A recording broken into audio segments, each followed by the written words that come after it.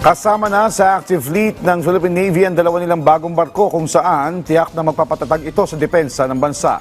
Samantala, isinisi naman ng Philippine Coast Guard sa China ang umano'y signal jamming ng internet connection sa Scarborough Shoal. Yan ang report ni Patrick De Jesus. Modernization is not a signal of aggression. It is a statement of responsibility. Ito ang binigyang diin ni Armed Forces of the Philippines Chief of Staff, General Romeo Browner Jr. sa sunod-sunod na pagdating ng mga bagong kagamitan sa ilalim ng nagpapatuloy na AFP Modernization Program.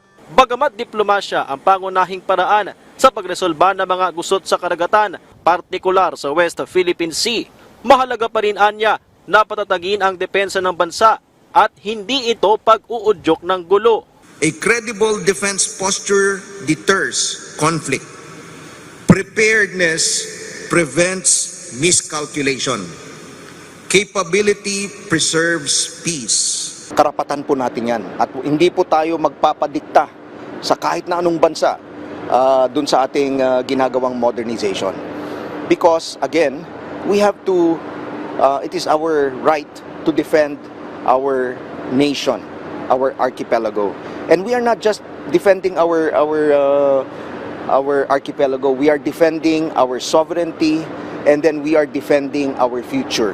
Pinangunahan ni Browner sa Naval Operating Base Subic ang formal na pagkomisyon sa serbisyo sa pinakabagong offshore patrol vessel ng Philippine Navy na BRP Raha Sulaiman.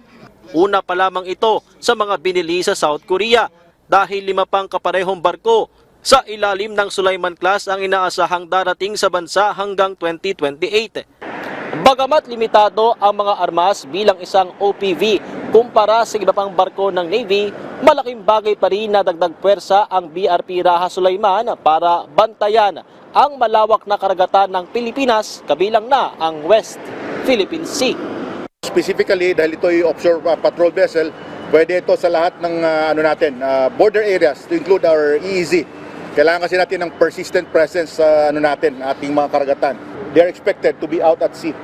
No, maximum endurance around 25 days. No, she can stay.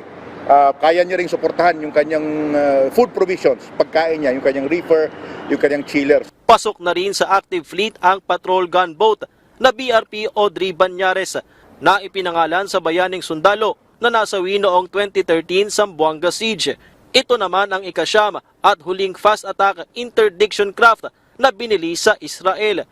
Iginiit din ni Browner na hindi limitado sa coordinates ang mandato ng AFP. Kasamaan niya sa kanilang paghahanda kahit pa ang mga bantang nasa labas ng 200 nautical miles exclusive economic zone ng Pilipinas. We can even go beyond that because of the principle of freedom of navigation. I would like to emphasize that the more ships that we have, the better protection we have, the better credibility that we are developing for our nation. Samantala, base sa monitoring ng Philippine Navy noong nakaraang linggo, 18 barko ng China Coast Guard at PLA Navy ang namataan sa iba't ibang bahagi ng West Philippine Sea.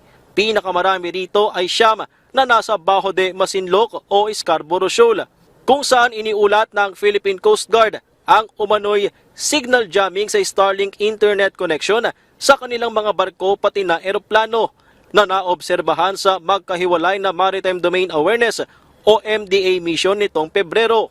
Tingin ni PCG spokesperson for the West Philippine Sea, Commodore J. Tariela, nagtatag ang China ng geofence sa Bajo de Masinloc bilang kanilang teritoryo.